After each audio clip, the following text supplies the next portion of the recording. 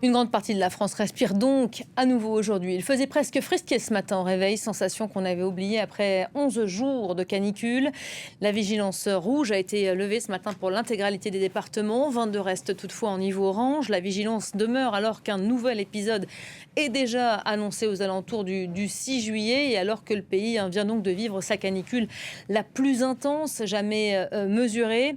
On est à l'heure du bilan. Aujourd'hui, on fait évidemment les comptes. Je vous le disais à l'instant, au moins 1000 décès supplémentaires répertoriés depuis mercredi dernier. On fera le point ce soir, on n'en doute pas, lors de cette nouvelle réunion de crise convoquée par le gouvernement. Ce sera donc ce soir. Bonjour Flore Simon. Bonjour Elisabeth. On va en parler avec vous. Donc, le Premier ministre Sébastien Lecornu va présider tout à l'heure une nouvelle cellule interministérielle de crise. Quel est l'objet? Le bilan? Le bilan, exactement. Il y aura une quinzaine de ministres qui vont être réunis. Il y en a eu plusieurs des réunions de crise comme ça depuis une dizaine de jours. Donc, selon Matignon, il y aura 3 points qui vont être abordés. Premier point, le bilan, en effet, retour d'expérience de l'épisode de canicule. Donc là, on imagine que les ministres concernés vont parler des sujets qui les intéressent, hôpitaux, santé, éducation. Deuxième point qui sera abordé lors de cette réunion, la préparation et l'anticipation de nouveaux épisodes. Vous l'avez rappelé, Elisabeth. Dans un futur proche, un nouvel épisode est prévenu en effet la semaine du 6 juillet selon Météo France. Et enfin, dernier point qui va être discuté lors de cette réunion, le suivi des impacts sanitaires et socio-économiques avec cette question sur l'agriculture. On sait que les récoltes ont été fortement impactées par cette vague de chaleur. La question de l'eau aussi va être sans doute abordée. Et il y aura une nouvelle réunion autour de l'agriculture vendredi prochain d'ailleurs. Donc c'est un sujet qui préoccupe le gouvernement.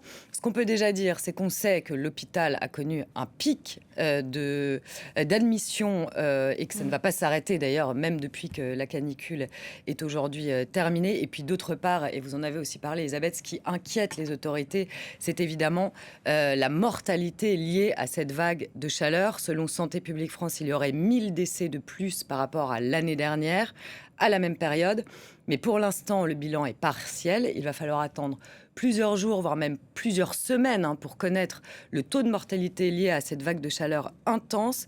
C'est la grande crainte du gouvernement, Elisabeth, finalement, c'est que cette crise climatique, elle se transforme en crise sanitaire parce que tout le monde, tous les responsables politiques ont en tête, évidemment, 2003, cette canicule qui avait fait, je le rappelle, 15 000 morts. Et oui, on voit ces images d'illustres. Dure semaine, dur week-end pour les services d'urgence. Ça a commencé par les hôpitaux. Ce bilan provisoire qu'on vous communique, au moins 1000 morts supplémentaires, risque probablement d'évaluer. Il y a encore une phase de décompensation après cette vague de chaleur. Face à la hausse des décès, les funérariums d'Île-de-France, vous allez le voir, eux aussi saturent.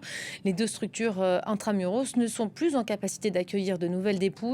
Les défunts sont donc redirigés vers d'autres centres en petite couronne, mais là aussi, les funérariums arrivent à bout de leur capacité. Explication avec Alexandra Quarini. Dans ce funérarium de la région parisienne, Zouer Erteli fait face à un afflux de demandes. J'ai des confrères qui m'appellent jour et nuit, j'ai plus d'une centaine d'appels par jour, aussi bien des confrères qui veulent ramener des corps, aussi bien des familles. Et je suis contraint de refuser, de dire non, parce qu'on ne peut pas pousser les murs, on n'a pas de place, on n'a pas de place. La structure est complète depuis ce week-end, tout comme les 2 funérariums intramuros. Les pompes funèbres confrères n'ont pas d'autre solution que venir chercher des cercueils, les emmener au domicile et faire ce qu'on appelle une mise en bière immédiate. Ils mettent directement le corps dans le cercueil et ils ferment pour conserver le corps dans un cercueil. Les autorités comptabilisent 1000 décès supplémentaires depuis mercredi par rapport au mois précédent. Une augmentation que Véronique Bertrand constate elle aussi dans son entreprise de pompes funèbres. On est x2, x3 au niveau du nombre de décès. Et en fait, c'est surtout qu'on ne peut pas répondre immédiatement en fait, aux demandes des familles, puisque on ne sait pas en fait, où emmener les défunts. Les hôpitaux de Paris rapportent une activité aux urgences exceptionnellement élevée depuis la fin de la semaine. Et face à la hausse de la mortalité dans l'agglomération parisienne, la préfecture de police dit avoir mis en place des solutions temporaires, dont la mise à disposition de l'Institut médico-légal, réservé en général aux autopsies, dans le cadre d'enquêtes criminelles.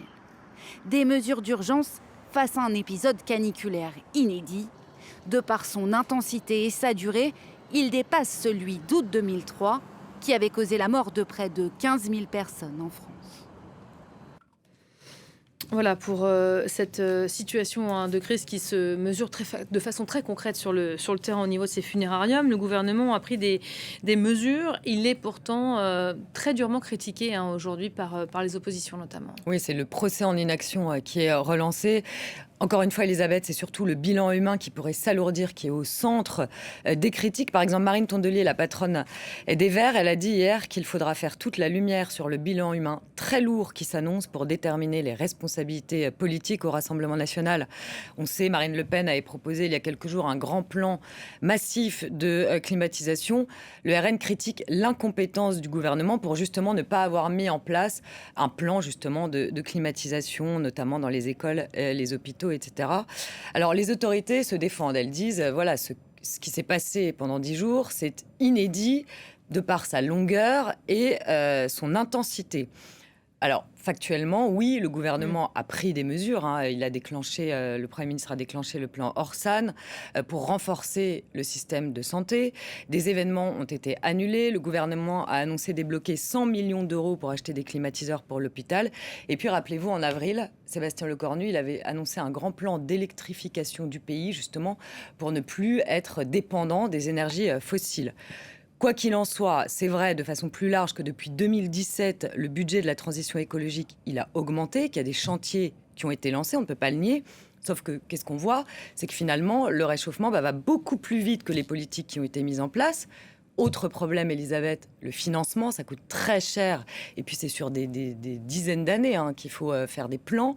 À l'heure où la France est quand même à une dette de 3 500 milliards d'euros. Donc ça, il y a aussi ce problème du financement.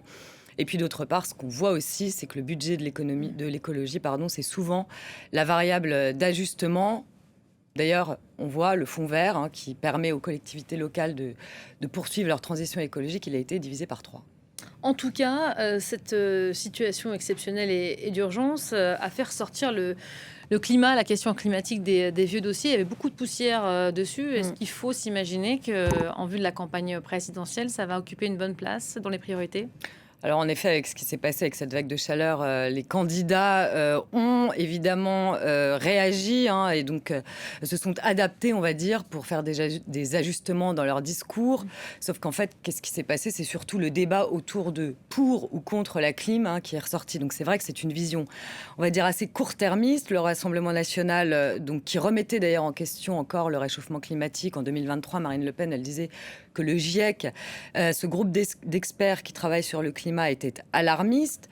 Les Verts, ils sont un peu revenus sur la clim en disant que finalement, c'était plus un tabou. Mais bon, c'est vrai que cette canicule, les réactions politiques, elles ont surtout tourné autour de ce débat autour de la clim. Est-ce que ça va devenir un des thèmes majeurs de campagne ? Ce que craint Jean Jouzel, climatologue, dans une interview à la Tribune Dimanche ce week-end, lui, il dit qu'une fois la vague de chaleur passée, sa crainte, c'est que les politiques passent à autre chose. Et il estime que sur cette question, il y a un réel manque de courage politique. Affaire à suivre, il reste 10 mois avant la présidentielle. On espère que les politiques vont donc s'emparer de ce sujet existentiel du réchauffement climatique. Bon, on espère que les canicules ne reviendront pas trop tôt et trop régulièrement. Mais nous allons déjà une future canicule autour du 6 juillet prochain. Donc ça va revenir évidemment dans les conversations. La France s'offre un peu de répit. C'est pas le cas du reste de l'Europe. La chape d'air brûlant qui sévissait en France se déplace désormais vers l'Est, où des records absolus tombent là aussi. En République tchèque, au Danemark ou encore en Allemagne, il a fait presque hier 42 degrés. Illustration à Berlin tout de suite avec Alexandra Quareni. Aux grands mots, les grands remèdes. Ici à Berlin, à coups de canon à eau, la police tente de rafraîchir un air devenu suffocant. Avec 41,7 degrés relevés dans le land de Brandebourg, l'Allemagne a enregistré ce week-end un record de chaleur. Alors face à ces températures hors normes, tous les moyens sont bons pour trouver un peu de fraîcheur. J'ai du mal à imaginer qu'il puisse faire encore plus chaud, que ce ne soit pas fini, parce qu'on est seulement en juin en ce moment. Donc j'imagine que ça peut devenir encore plus chaud. D'autres capitales européennes ont battu des records de chaleur ce week-end. 40,6 degrés en République tchèque et 37 au Danemark. Après avoir frappé la France et le Royaume-Uni, la canicule se déplace vers l'Europe centrale. Près de 200 millions de personnes ont été confrontées à des températures de plus de 35 degrés sur le vieux continent ces derniers jours.